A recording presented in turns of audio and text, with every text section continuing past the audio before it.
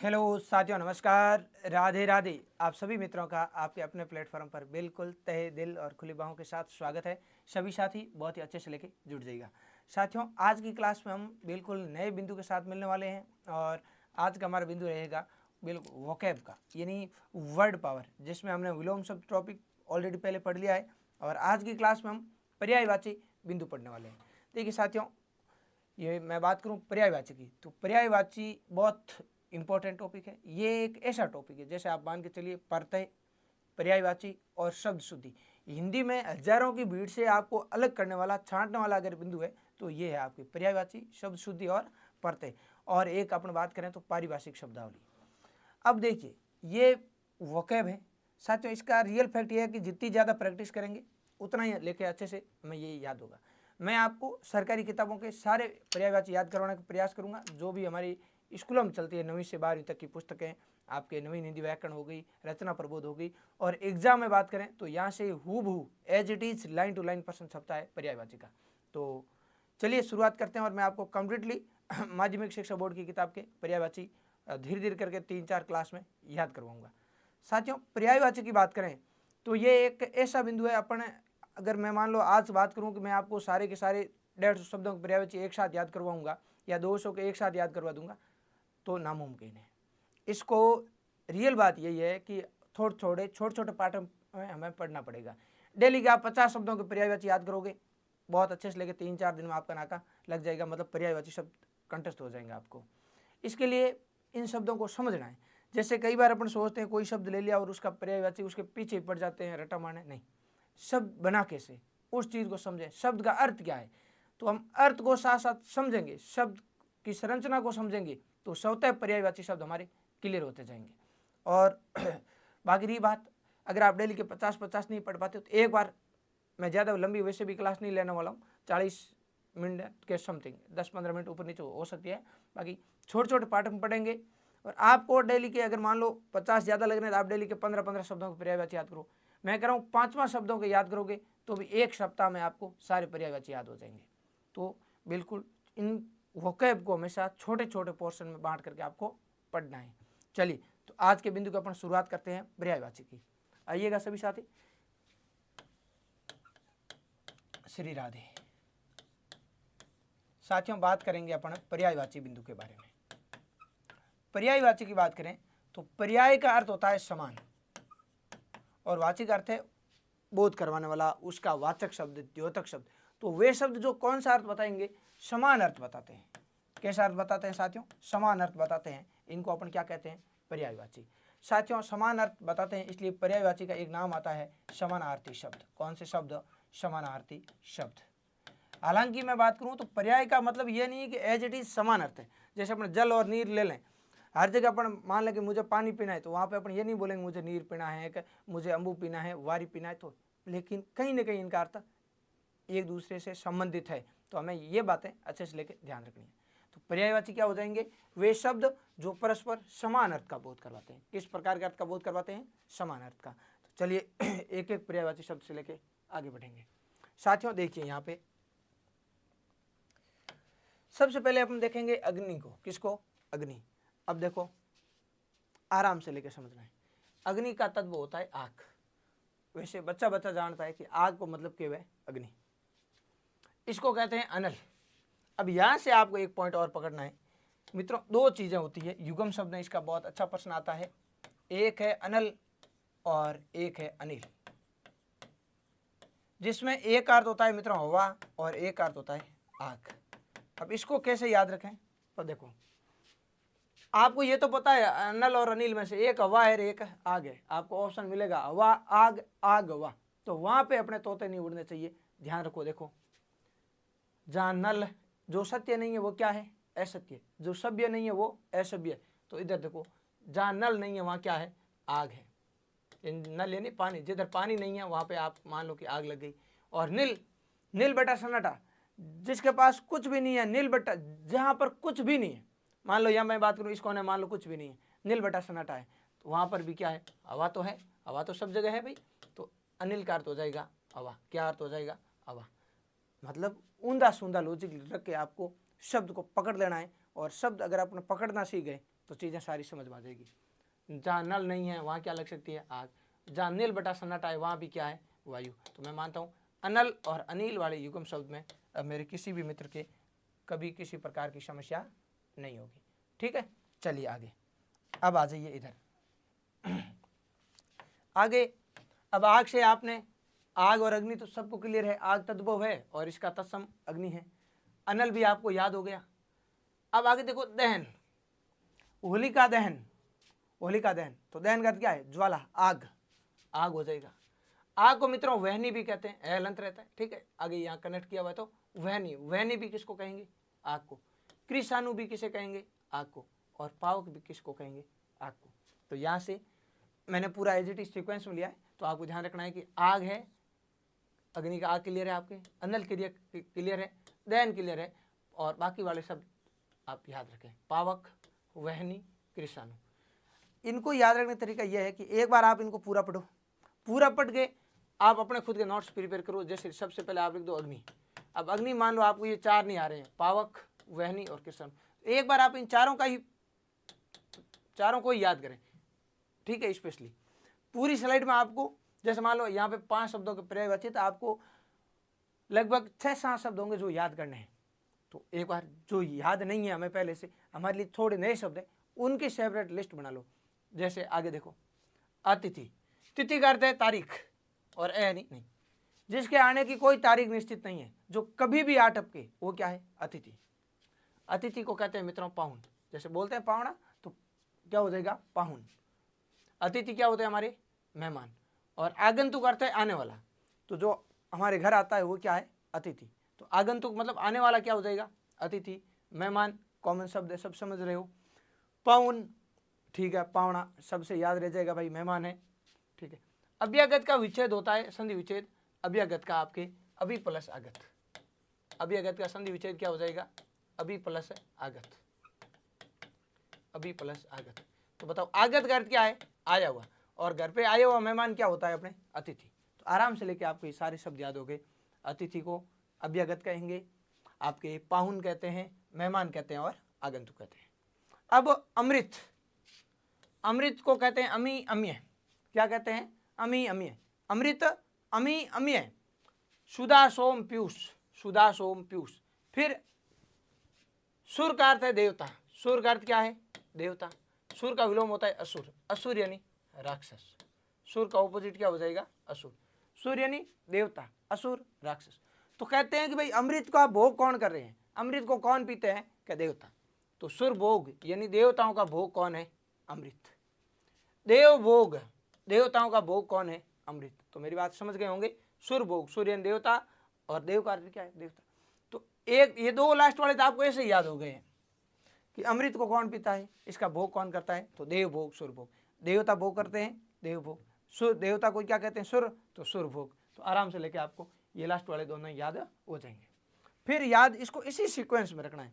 अमृत अमी अम्य, देखो अम अमृत अमी अम्य। सुधा सोम पीयूष, सुधा सोम पीयूष। अमृत अमी अम्य, सुधा सोम पीयूष, बार बार पढ़ना है। ये तो याद है आपको, देवताओं का भोग है अमृत, देव भोग, सुर भोग। अब इसको पढ़ो, अमृत अमी अम्य, सुधा सोम पीयूष। सुधा सोम पीयूष किसके अर्थ है, अमृत के पर्याय है। आगे देखो, अपमान, मान का विपरीत क्या है, अपमान करना। अपमान करना मतलब इंसल्ट करना, बेइज्जती करना। अब आप समझ गए इसका अर्थ। देखो किसी का, देखो मान रखने के लिए तो अपन क्या करते हैं, उसका आदर।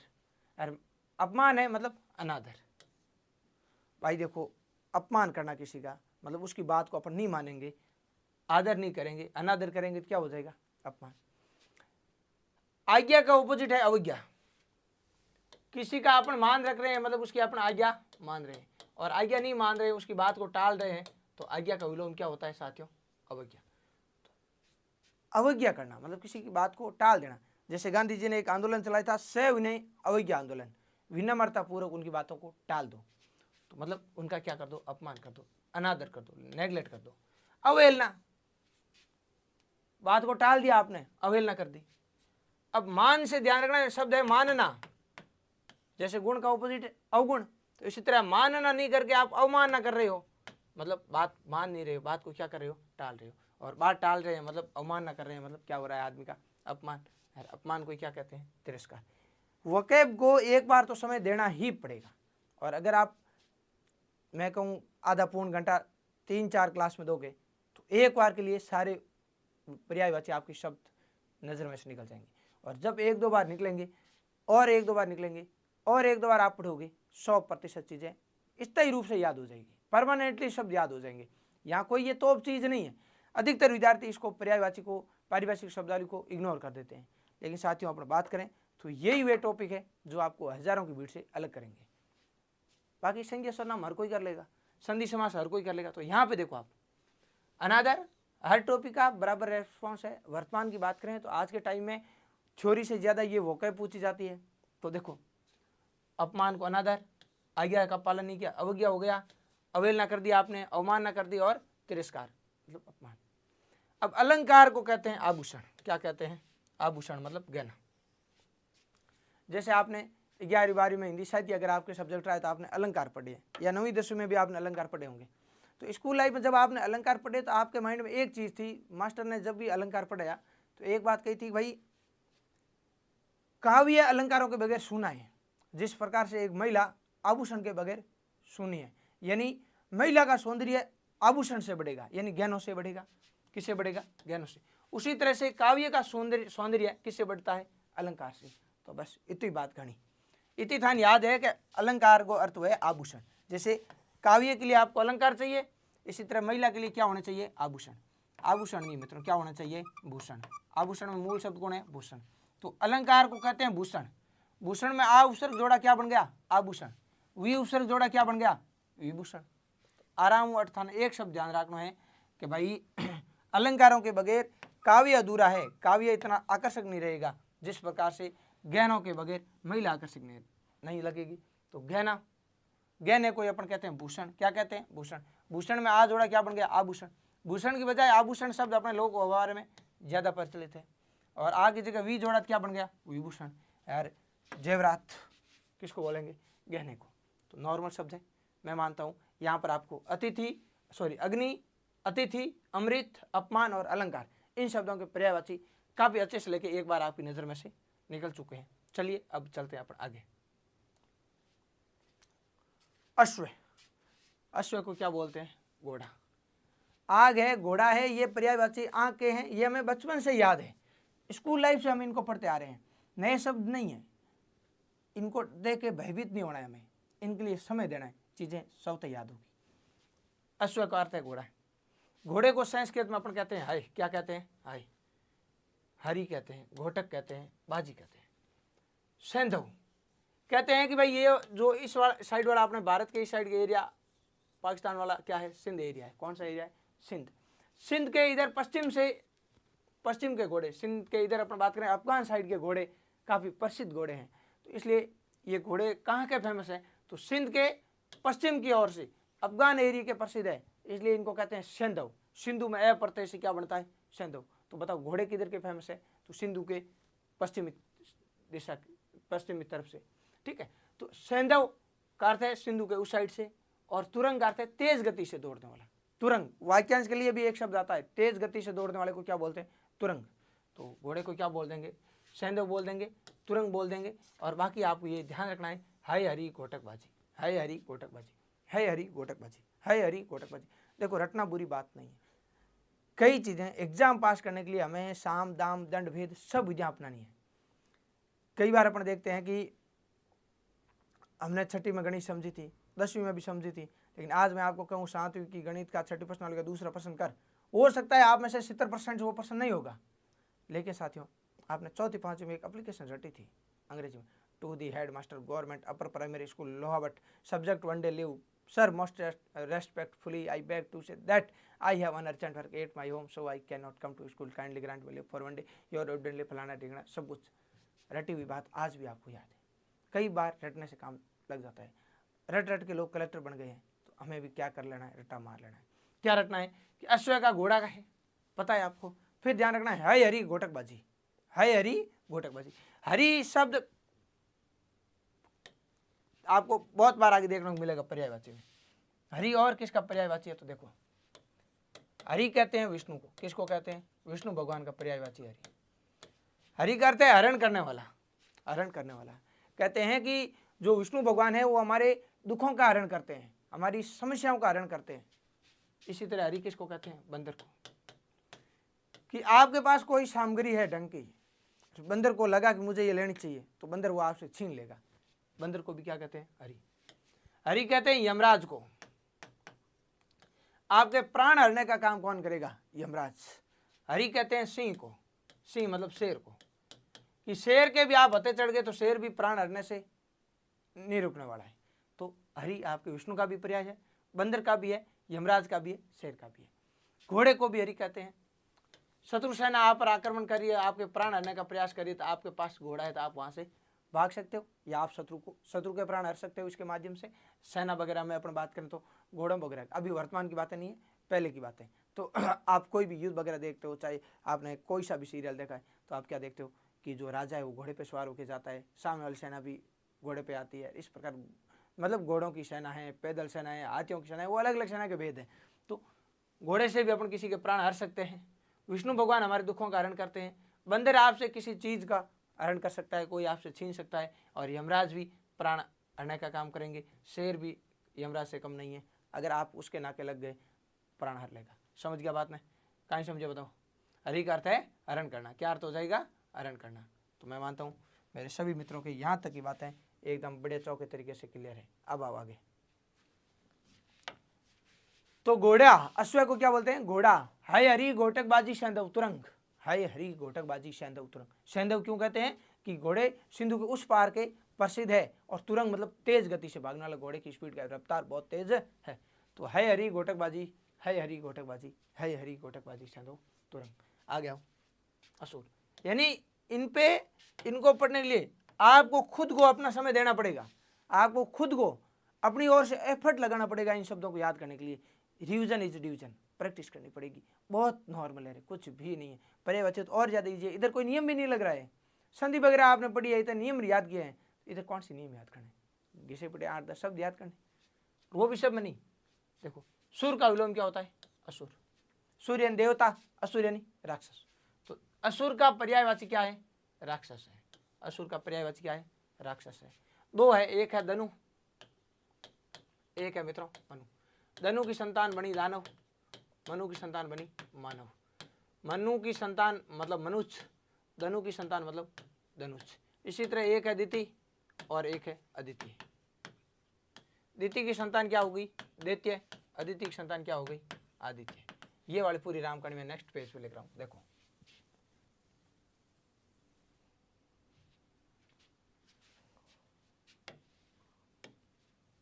साथियों देखो, सुर का अर्थ है देवता, सुर का ऑपोजिट क्या है? असुर। असुर यानी राक्षस।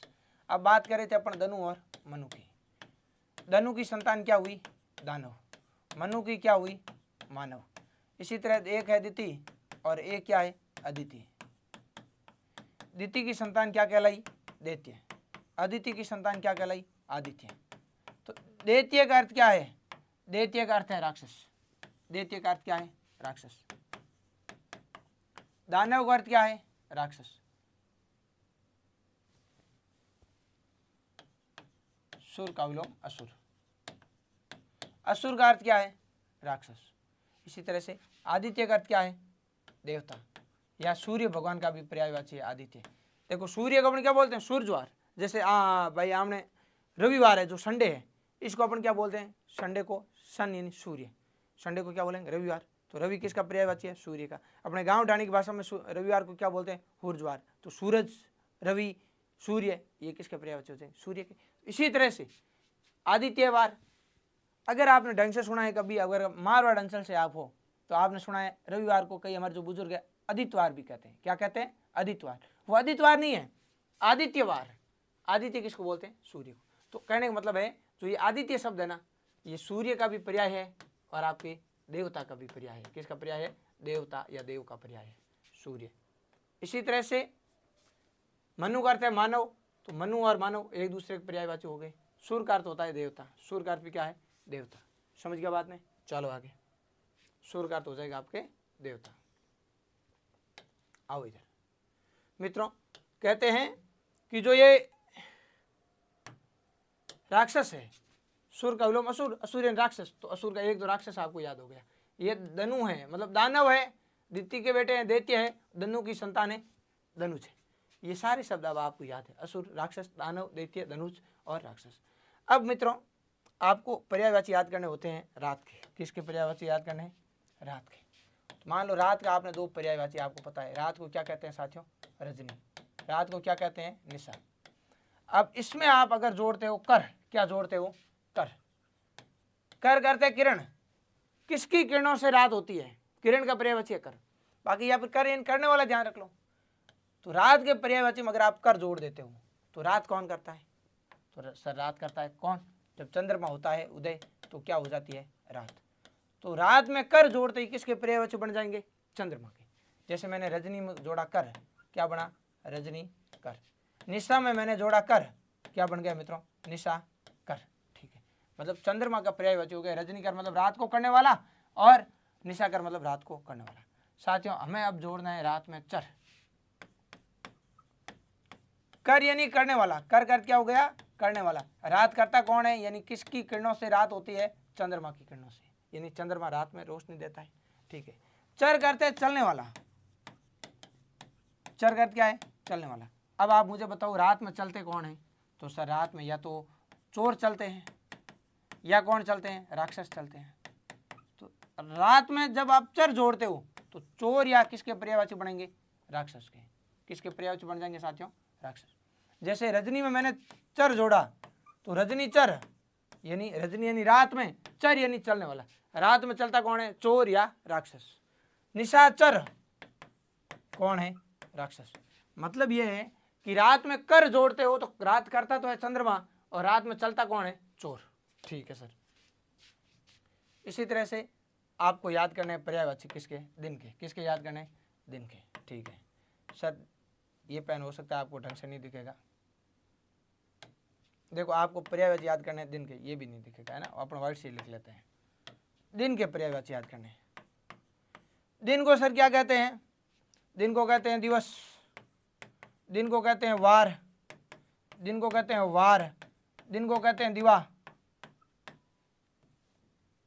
दिन, दिवस, वार, दिवा, ये किसके पर्यायवाची है? दिन के। अब मित्रों मैं जोड़ूं दिन में कर, दिन में मैं क्या जोड़ दूं? कर। दिन को मैंने दिन में जोड़ा कर, कर यानी करने वाला। बताओ रात को करने वाला कौन है? रात को कौन करता है? चंद्रमा। तो दिन किसकी किरणों से होता है? सूर्य। दिन किसकी किरणों से होगा? सूर्य। यानी जब सूर्य की किरणें आएगी तो क्या हो जाएगा मित्रों? दिन हो जाएगा। तो दिन में मैंने कर जोड़ा, क्या बन गया? दिनकर। दिनकर कौन है? सूर्य है। दिवाकर कौन है? सूर्य है। समझ गए? तो ये चार फैक्ट और ध्यान रखना है आपको कि सर रात है रजनी और निशा, रात को करता तो है चंद्रमा, रात में चलते हैं राक्षस, दिन को करता है सूर्य। ठीक है, अब यहाँ राक्षस के पर्यायवाची याद करो। असुर, सर हमें याद है असुर का विलोम असुर है, मतलब राक्षस है।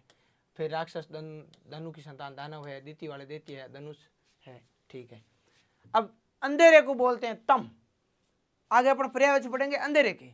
तम, तिमिर, तमस्र, अंधेरे को बोलते हैं तम।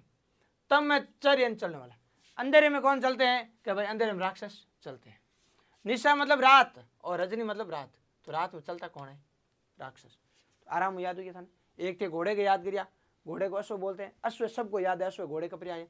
फिर सिंधु को उस पार के घोड़े फेमस है, यानी सैंधव, घोड़ा तेज दौड़ता है, तुरंग, है हरी घोटकबाजी। पूरी लाइन याद रखो, पूरी याद रखो, है हरी घोटकबाजी सैंधव तुरंग, है हरी घोटकबाजी सैंधव तुरंग, बिल्कुल।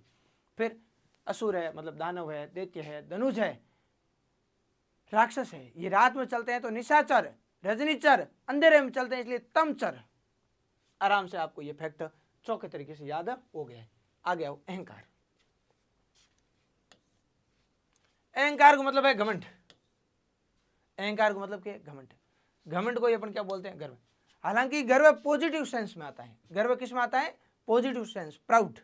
लेकिन जो अहंकार है, घमंड है, ये थोड़ा नेगेटिव सेंस में है, लेकिन है दोनों एक ही चीज, पर्यायवाची है।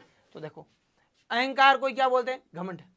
अब भाई कोई आदमी घमंडी है, मतलब अहंकारी है, तो गयो भाई बिंग थे, गयो बिंग, गजब गुमान है, गजब गुमान है यार। अब वो नीचे देखे ही नहीं, भाई नजर टिकती नहीं है धरती की, और तो गजब का घमंड है। अरे भाई ये तो गजब को मत है यार, गजब को गर्व है, गजब दर्प है ना, दर्प दम्प नॉर्मल शब्द है, लेकिन ध्यान रखना अहंकार शब्द के पर्यायवाची मोस्ट इंपॉर्टेंट है। अहंकार को गर्व बोला आपने, गर्व आपको याद है, आपने अहंकार के लिए घमंड शब्द का प्रयोग किया, घमंड आपको ठीक है, गर्व से आप फिर आगे याद रखना दर्प और दम्भ। मद, मद आपको याद हो सकता है, वैसे नॉर्मल शब्द है भाई, गजब को मद है मतलब गजब को घमंड है, अगर गजब को गुमान है, मान है, तो क्या है, घमंड है। तो अहंकार को गर्व बोलेंगे, दर्प बोलेंगे, दम्भ बोलेंगे, घमंड, मद और मान। अहंकार, गर्व, दर्प, दम्भ, मद, घमंड, मान किसके पर्यायवाची? अहंकार। अहंकार वाला पर्यायवाची इंपॉर्टेंट है, सर्वाधिक इंपॉर्टेंट है। आगे अंधकार, ये देखो राक्षस में हमने क्या पढ़ा, तमचर मतलब अंधेरे में चलने वाला, तो अंधकार को क्या बोलते हैं, तम। आराम से सर ये भी याद हो गया। मित्रों अंधेरे के पर्यायवाची देखो इधर, अंधेरे को, अंधकार को क्या बोलते हैं, अंधेरा। हर कोई बता सकता है अंधकार को क्या बोलेंगे, अंधेरा। अंधकार को क्या बोलते हैं, अंधियारा। भाई तीन थन की याद ही नहीं करना है। अंधकार, अंधकार को हमने बोला अंधेरा, और इसको क्या बोला, अंधियारा। अब पकड़ो तम को, अब आप यहाँ पढ़ चुके हो, तम का अर्थ है सर अंधेरा, चलने वाला, अंधेरे में चलते हैं राक्षस। तो अब यहाँ से तम को पकड़ो, किसको पकड़ो, तम को। शब्द पकड़ना है आपको, तम। इधर भी क्या है, तम, इधर भी क्या है, तम, इधर भी क्या है, तम। कहीं याद करो यार, सब तय याद हो रहे हैं, आगे वाला आपको याद है, अंधेरा और अंधियारा। अंधकार को बोलते हैं अंधेरा, अंधियारा। छठी क्लास का बच्चा बता सकता है कि सर अंधकार को अंधेरा बोलेंगे, इसे अंधियारा बोलेंगे। फिर तम वाले पकड़ दो, अंधकार को तम बोलते हैं, तमस बोलते हैं, तिमिर बोलते हैं, तमिश्र बोलते हैं। तम, तमस, तिमिर, तमिश्र, तम, तमस, तिमिर, तमिश्र, तम, तमस, तिमिर, तमिश्र, तम, तमस, तिमिर, तमिश्र, तम, तमस, तिमिर, तमिश्र। केवल किससे याद हो गए, तम से। और तम आपने कहाँ याद कर लिया, राक्षस के साथ में। बताओ याद हुए कि नहीं। अब एक बार रिवीजन करोगे और अच्छे से याद हो जाएंगे। आकाश, आकाश, आकाश को बोलते हैं नभ। क्या बोलते हैं, नभ। आकाश को बोलते हैं गगन।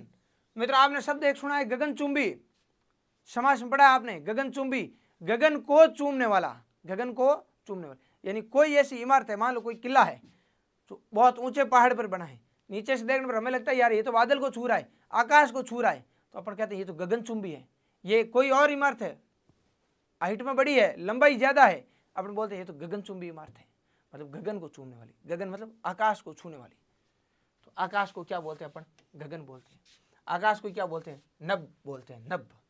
और मित्र अगर अपन नभ में चर जोड़ते हैं ना, चलो ये आगे अपन जैसे पर्यायवाची आएगा वहां पे देखेंगे। आकाश को बोलते हैं अंबर। आकाश का कोई अंत नहीं है, अनंत है।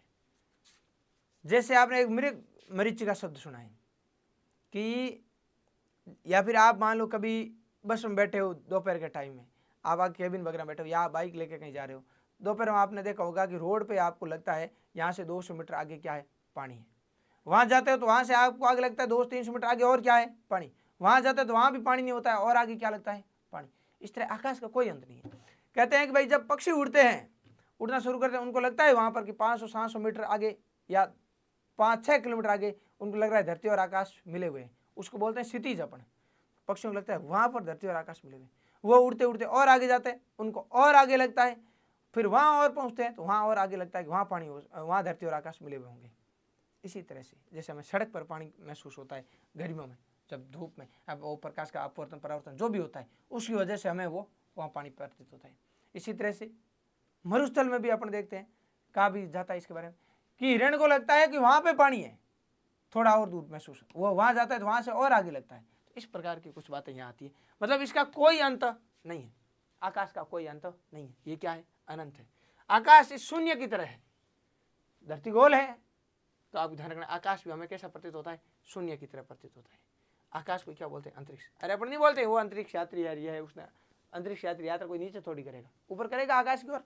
तो हिंदी में बस केवल इतना ही लॉजिक ध्यान रखना है, एज इट इज आपको साइंस में नहीं फंसना है, ठीक है। तो आकाश को क्या बोलेंगे, गगनचुंबी मतलब गगन बोलते हैं, नभ बोलते हैं, अंबर बोलते हैं। अंबर के दो अर्थ है, ध्यान रखना। अंबर के कितने अर्थ, दो अर्थ ध्यान रखना है। एक आपको ध्यान रखना है, अंबर का अर्थ कपड़ा भी होता है। अंबर का अर्थ क्या होता है, कपड़ा। जैसे जब अपन पर्यायवाची पढ़ेंगे ना, सॉरी आपने उसमें भी पढ़ा है आपके समास में कि पीतांबर मतलब पीला है जो अंबर, पीत है जो अंबर मतलब पीला कपड़ा, या पीत है अंबर जिसके मतलब पीले हैं कपड़े जिसके। तो अंबर का अर्थ एक तो क्या होता है कपड़ा यानी वस्त्र, और एक अंबर का अर्थ क्या होता है मित्रों आकाश। तो अंबर को वस्त्र भी कहते हैं और अंबर का तात्पर्य आकाश से भी है। तो यहाँ पर हम बात करें आकाश की, किसकी बात करें आकाश की। तो आकाश को गगन का आपने नभ बचपन से आपको याद है, अंबर का है, आकाश का कोई अंत नहीं है, अनंत है, ये शून्य की भांति है, और आकाश को क्या बोलते हैं अंतरिक्ष। एक शब्द याद रखना है आपको केवल आकाश का व्योम, केवल क्या ध्यान रखना है व्योम। अभी तक आपने मोटे तौर पर मैं बात करूं तो एक तो ये है हरी घोटकबाजी याद रखा है, एक द्रव और दम्भ याद रखा है, एक व्योम। अब ये मैं मेरे अकॉर्डिंग बता रहा हूँ, मुझे लग रहा है कि सामान्य पढ़ने वाले विद्यार्थी को, एवरेज विद्यार्थी को ये बातें पहले वाली नॉर्मली पता रहती है। तो कुछ एक किस्से बड़े 5-6 शब्द। अब आप जब इसका रिविजन करो, हो सकता है आपको मैंने व्योम बताया, आपको व्योम पहले से पता हो, आप कोई और शब्द में अगर थोड़ी जटिलता लगती हो तो आप उसके पर्याय, जैसे आप अशोक पर्याय पढ़ो, जो नहीं आ रहा है केवल वो लिख दो।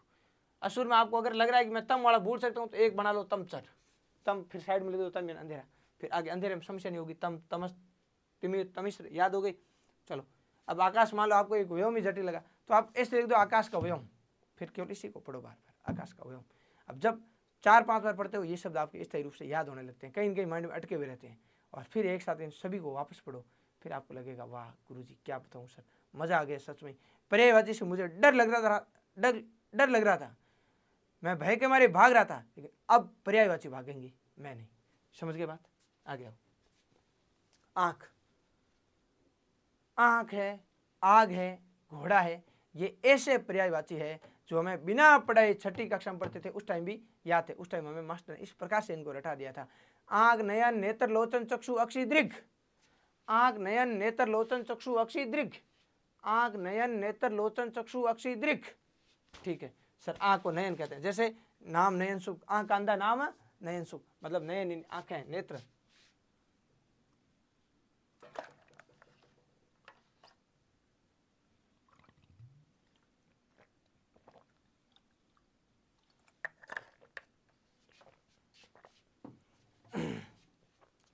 आंख को नयन बोलते हैं, नेत्रदान महादान, आंखों का दान महादान, नेत्रदान हम बहुत बार सुना है।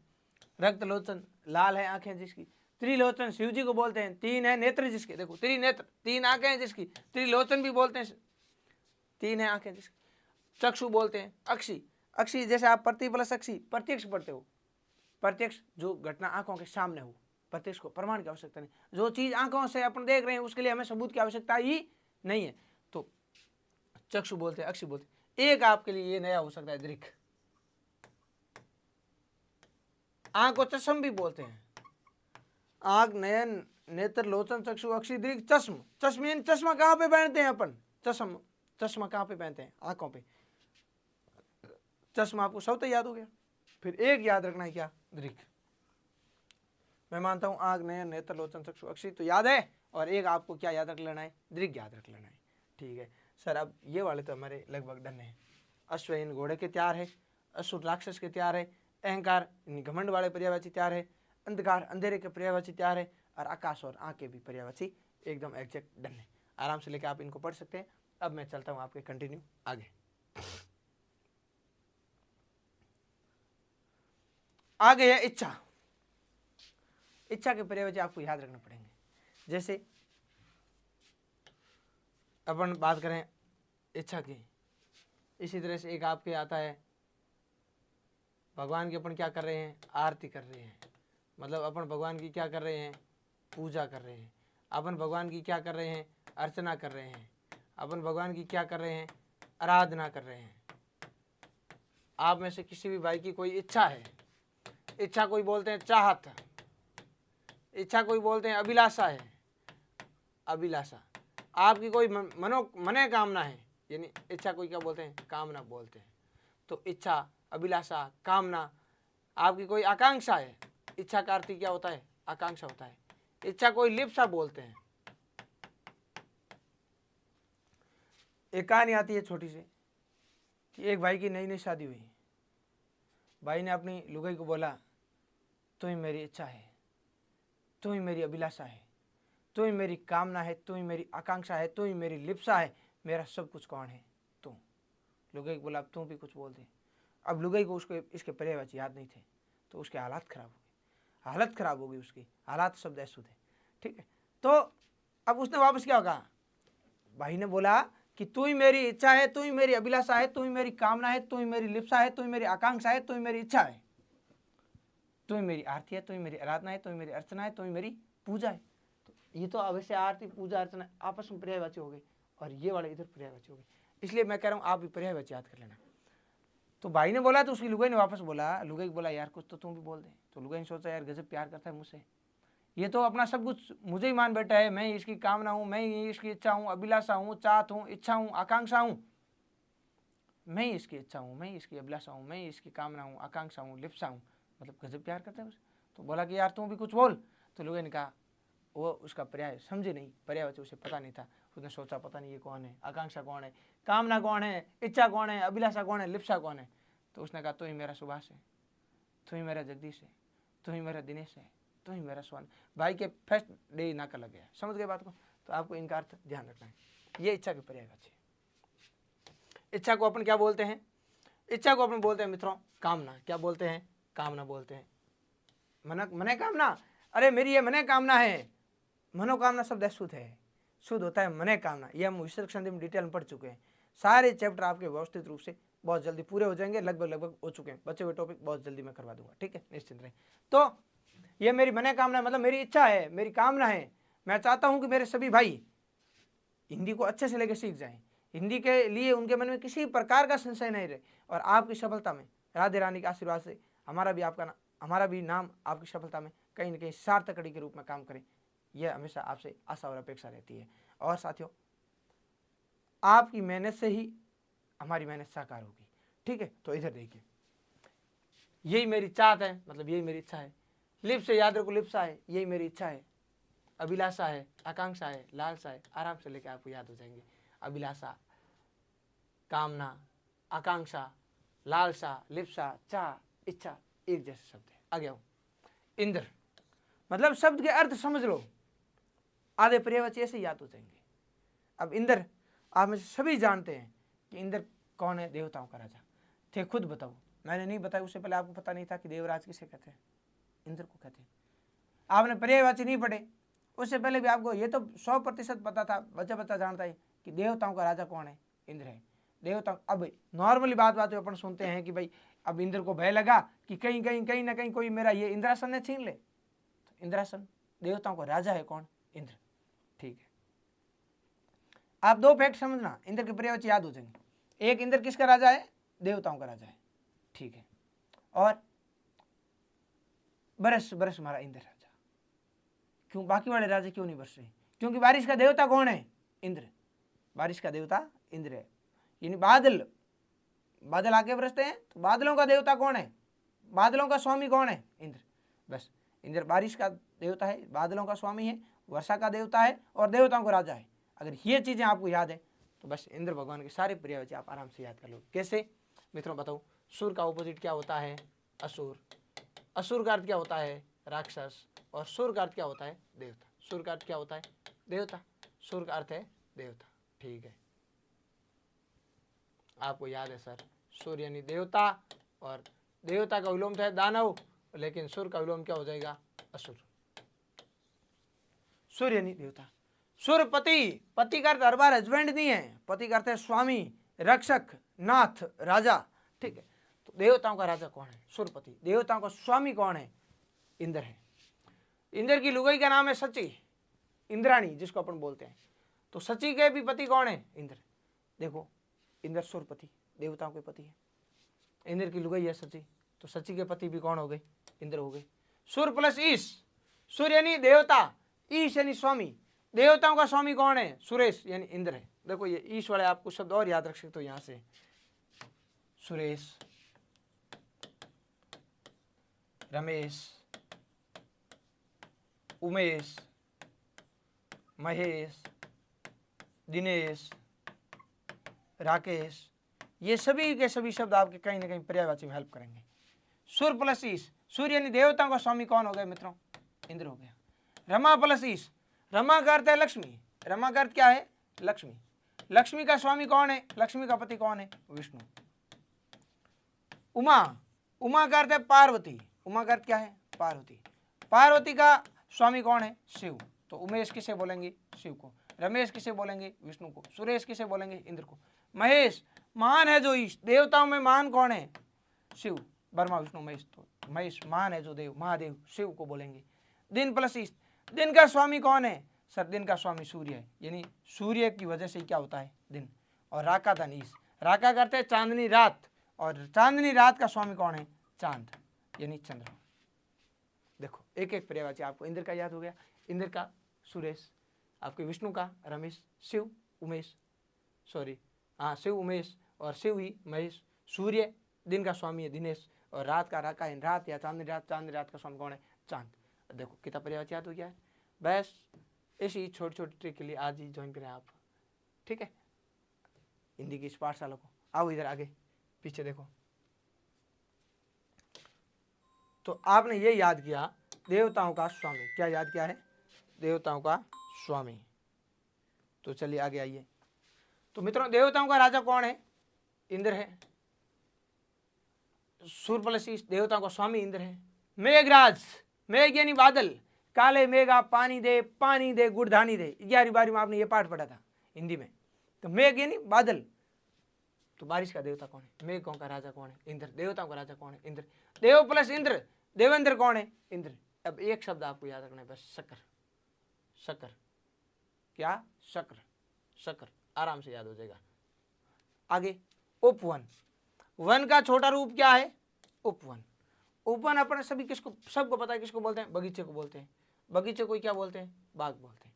यानी उपवन नॉर्मल शब्द है, उपवन के सबको याद है। बाग बोलते हैं उपवन को, गार्डन बोलते हैं इसे, बगीचा बोलते हैं। उद्यान बोलते हैं, बगीचे को क्या बोलते हैं अपन? उद्यान बोलते हैं। बाग बोलते हैं, बगीचा बोलते हैं। और आपको पता है हनुमान जी सीता माँ से मिलने गए तो सीता कहाँ बैठी थी? वाटिका में। तो उद्यान को क्या बोलते हैं? वाटिका, मतलब छोटा।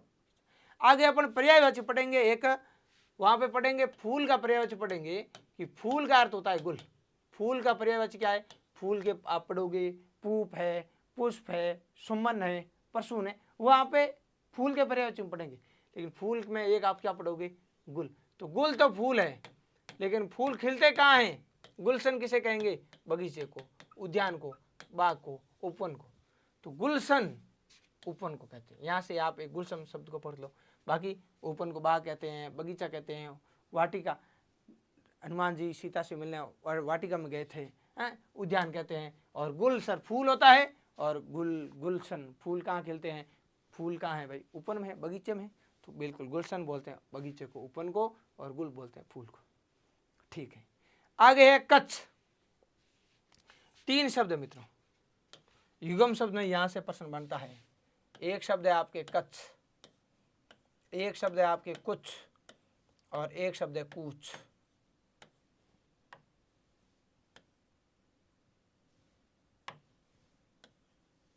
देखो कच्छ का अर्थ है केश, केश मतलब बाल, कच्छ का अर्थ क्या है? बाल। कूच, नेताजी ने दिल्ली की ओर कूच किया, नेताजी ने दिल्ली की ओर कूच किया। कूच किया मतलब प्रस्थान किया। कूच किया इसका तात्पर्य क्या हो जाएगा साथियों? प्रस्थान किया। और कुछ बोलते हैं स्तन को, किसको बोलते हैं? स्तन को। तो ये तीनों युगम शब्द के फॉर्मेट में आपसे कभी भी एग्जामिनर पूछ सकता है, ध्यान रखना। कच्छ यानी केश यानी बाल, कूच यानी स्तन, कुछ यानी स्तन, और कूच करना मतलब प्रस्थान करना। समझ गए बात को? तो आओ आगे। तो भाई कच्छ यानी बाल, बालों को क्या बोलते हैं? केश बोलते हैं। बाल को क्या बोलते हैं? केश। बाल आपको याद है, कच्छ आपको याद हो गया, केश बोलते हैं।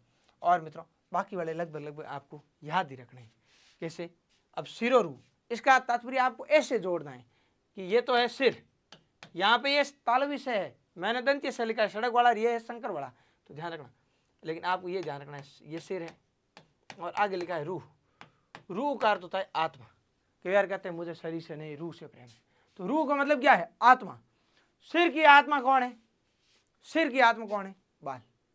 ऐसे इस लॉजिक से याद क्या रखोगे? सिरो रूह, सिरो रूह मतलब सिर की आत्मा कौन है? ये बाल है, बालों से ही सिर की शोभा है। तो याद रख लो सिरो रूह कौन है? बाल। यार मैंने आपको पहले दिन कहा था कि आप अगर निरंतरता रखोगे तो मैं आपको हिंदी इस प्रकार से समझाने का प्रयास करूंगा कि माँ हिंदी के आशीर्वाद से, राधे रानी के आशीर्वाद से संपूर्ण हिंदी आपको ऑन टिप्स कंठस्थ हो जाएगी। संपूर्ण हिंदी आपकी रोम रोम में रम जाएगी। रोम, ये रोम, ये क्या है? बाल। तो सिर की रूह कौन है? बाल।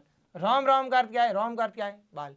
अब बाकी वाले 3 शब्द याद रखने हैं, कुंतल, चिकूर और अलख। कुंतल, चिकूर और अलख। कुंतल, चिकूर, अलख। कुंतल, चिकूर, अलख किसको बोलते हैं? बाल को। आगे है कंठ।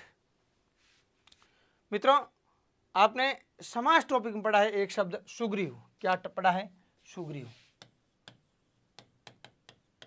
2 समास पढ़े हैं आपने यहाँ पे। एक तो है सुंदर है जो गिरवा, या फिर सुंदर गिरवा है जिसकी वह। सुंदर गिरवा है जिसकी वह। रामायण का एक पात्र भी है सुग्रीव, और सुग्रीव का अर्थ है सुंदर गिरवा है जिसकी वह। गिरवा का अर्थ है गर्दन।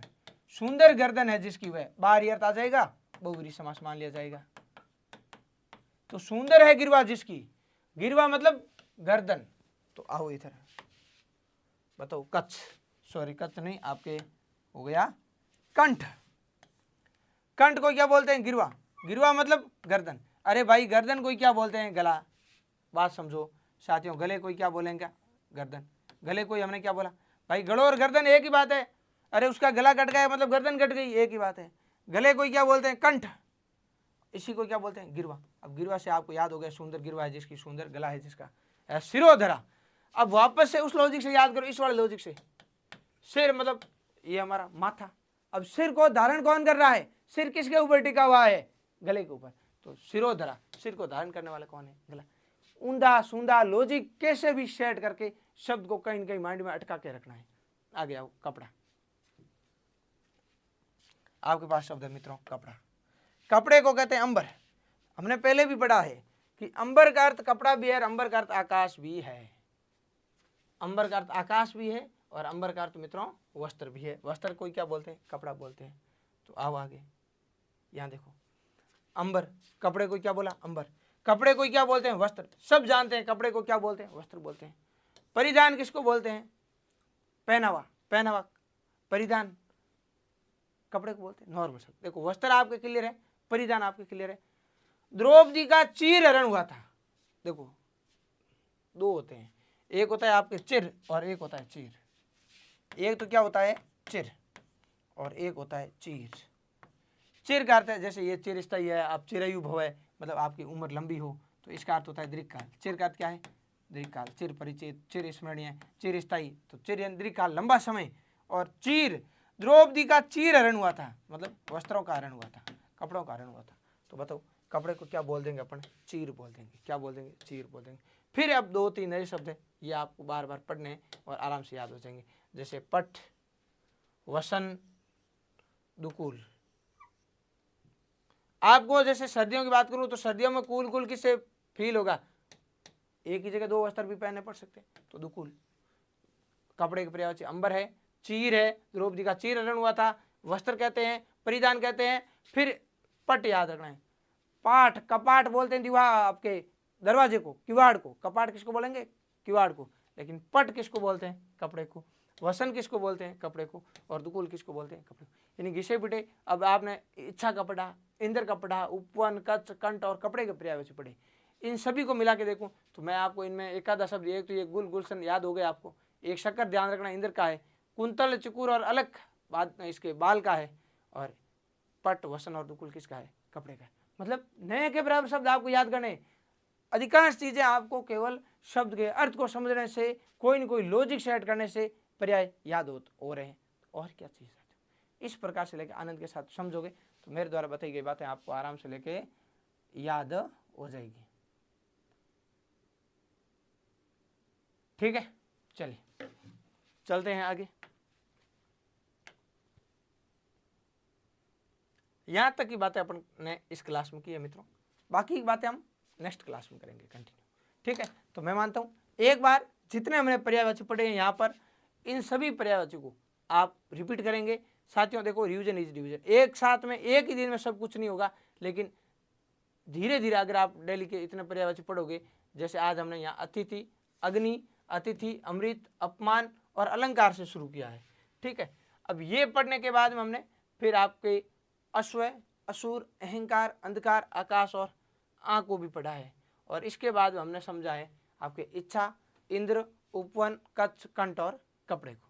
बाकी की बातें करेंगे हम नेक्स्ट क्लास में। तो एक के लिए छोटे छोटे पार्ट में इसको आप पर्यायवाची को पढ़ोगे, बहुत मजा आएगा, बहुत अच्छा भी लगेगा, पढ़ने में सुकून भी मिलेगा आपको, और आपको लगेगा सच में मुझे चीज़ें याद हो रही हैं। तो साथियों बाकी की बातें करते हैं अपन नेक्स्ट क्लास में। तब तक के लिए सभी को नमस्कार, राधे राधे।